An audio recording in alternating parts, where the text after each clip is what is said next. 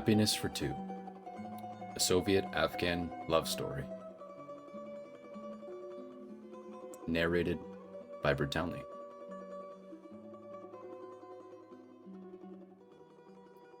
One fine autumn day, a dust-covered armored personnel carrier rolled up to the gates of the Soviet consulate in Kabul, and the happy bride and groom jumped down from its scorching metal sides.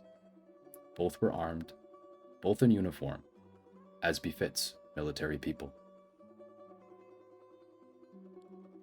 Everything about their wedding was unusual.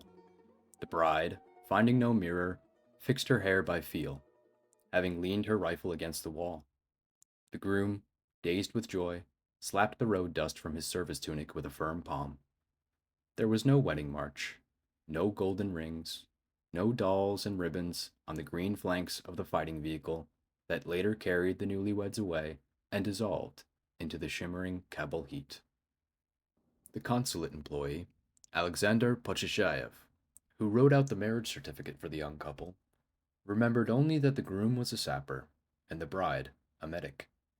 Their surnames got lost in what was, on the whole, a fairly long list of those lucky enough to meet their other half here in Afghanistan.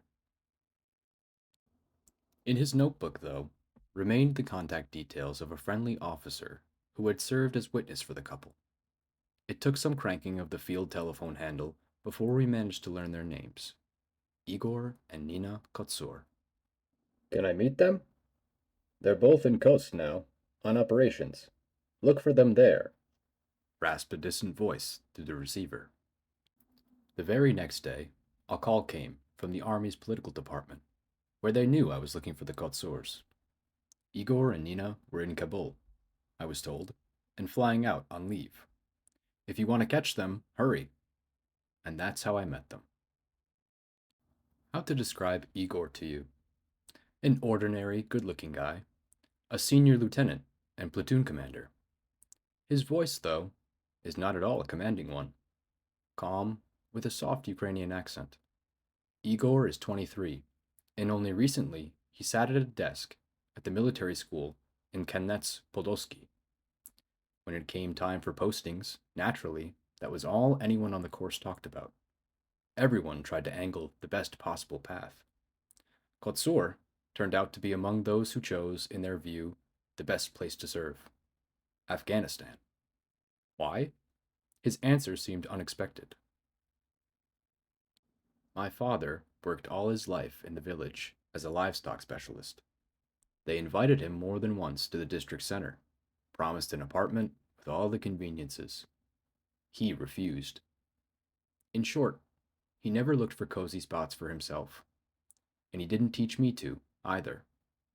And what sort of sapper would I be if the only mines I'd ever handled were training ones? In the spring of 1987, during a combat operation in the Black Mountains, the group commanded by Igor was ambushed in one of the gorges. The sappers repelled the attacks of the insurgents for several hours, until it became clear that the enemy had numerical superiority and they would be forced to retreat. Igor took up a machine gun and covered his comrades' retreat with heavy fire. At the moment when the machine gun belt ran out and he reached for a new one, an RPG struck him at close range. 3 soldiers standing next to him were killed. The machine gun shielded Igor and took some of the fragments. He was wounded, but alive. Surgeons pulled nearly 24 fragments of shrapnel from his body and stitched the senior lieutenant back together. After that would come 4 detonations involving the mine-clearing vehicle. That is, 4 serious concussions that he would be reminded of in the coming years. During the fighting to lift the blockade of Khost, Igor Kotsur was nominated for a 2nd Order of the Red Star. The battalion medic, an ensign, with her delicate features, shoulder-length chestnut hair, and slightly sad eyes. This is Nina. I don't think that back home in the Soviet Union, Nina will tell anyone in detail about her service in Afghanistan. She is a quiet and modest person. And even if she does tell someone, someday, they will hardly believe her. It is not so easy to imagine Nina at war, somewhere in a library reading room, at a drawing board. That's more like it. Nina is from Bryansk. Her mother and three brothers are waiting for her there, whom she, in her humorous expression, protects in the ranks of the Soviet army. There, in Bryansk, she graduated from medical school and was assigned to the village of Batorivka. The village is not very big, just a dozen or so farmsteads in the forest. Nina and a nurse's aide. That was the whole medical post. As she would put it, boring. At the military registration office, where Nina went, they explained to her that they could not send her to Afghanistan because they did not have the right to do so. This required at least 2 years of service. There was nothing to be done, so Nina resorted to a trick.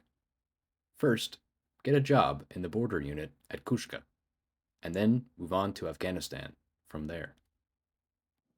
But even here she was unlucky. She was assigned to a battalion located in Keratin, right on the Soviet border. And what good was that? It was like being at home. Nina managed to get transferred to the Charikar Combat Engineering and Sapper Regiment. Why? Well, she wanted to know what she was capable of. Nina proved capable of standing upright under enemy fire, bandaging the wounded, and carrying them to safety. She was also able to snatch an automatic rifle from someone's shoulder and return fire at ambushers from atop the armored vehicle carrying the wounded to the infirmary.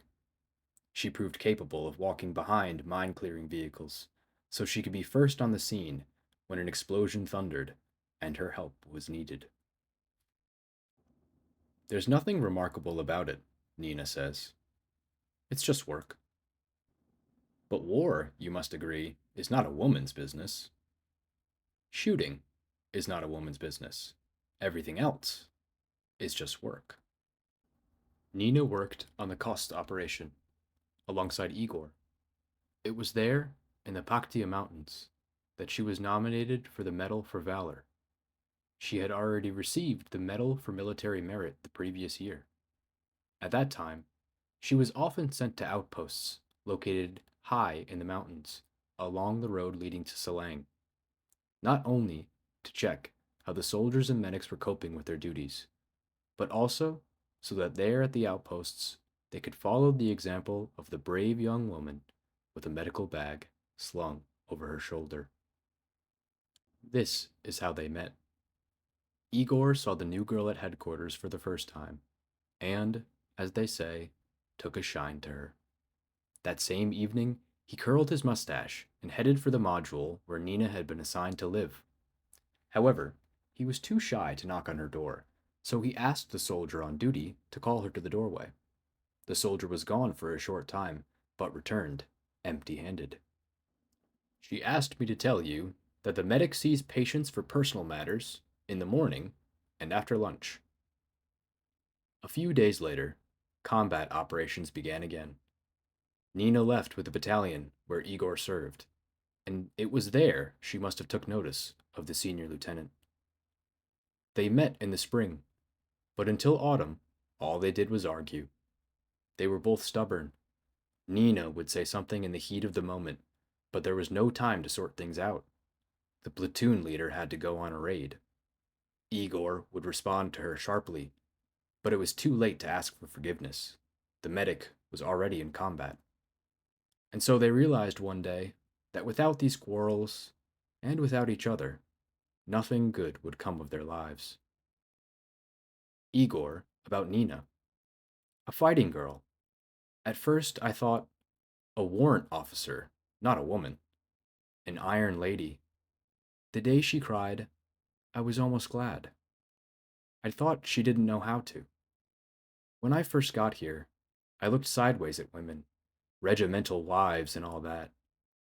Only after I was wounded did I see our wonderful sisters differently, the ones who nursed me back to health. As for Nina, honestly, I just got lucky. Nina, about Igor. At first, I barely noticed him. There are plenty of senior lieutenants flashing their eyes at you. But once, seeing off some guys rotating home, one D-mob jumped out of formation and told me, "Take care of the platoon leader, Nina. He's a good man. There aren't many like him." You don't often hear that from a soldier. Pyotr Vorontsov, commander of an infantry fighting vehicle, on Igor and Nina. If Igor is right and he knows it, he will defend his truth before anyone, regardless of rank. He will stand up for his soldiers. And Nina, well, in Afghanistan, you meet all kinds of people. Some people believe, for example, that soldiers are entitled to certain medicines or conditions, while officers are entitled to others. But for Nina, there is no difference between a soldier and a general. You always notice that kind of thing right away. It's just a pity that after the wedding, Comrade Senior Lieutenant started spending less time with us. But we're not offended. That's just how it is. He's happy. The Kotzor's wedding was the envy of others. Their comrades in arms got hold of some flowers and gave the newlyweds a beautiful tea set, something to sip from while they built their home. They also brought melons. For their honeymoon, they had honey melons, so many that they had to step over them when they were laid out on the floor. Their honeymoon was short, though. They took the 3 days off that were customary in such cases, and then things got busy again. Commissions, combat training, raids. What honeymoon was there when it was nothing but war? Igor also ended up in the hospital soon after, struck down by infection for the second time in Afghanistan. Nina, of course, rushed to see him in her free time, feeding him her signature Afghan dish, pelmeni made with stewed meat. Their home today is a small room in a plywood module, a curtain made from parachute fabric on the window, and a bedside table that the soldiers put together for their platoon leader. Once, when Igor was in the mountains, Nina decided to replenish their household supplies. By the time he returned, she had built a shelf for books and other items. Not much by today's standards, but it's enough for them, for now. That's the whole story. Simple, perhaps, but life can be simple and clear, even here. Room enough for hard mountain assaults, for the salty mix of sweat, dust, and blood, for sleepless nights at the bedsides of the wounded. And room, of course, for love.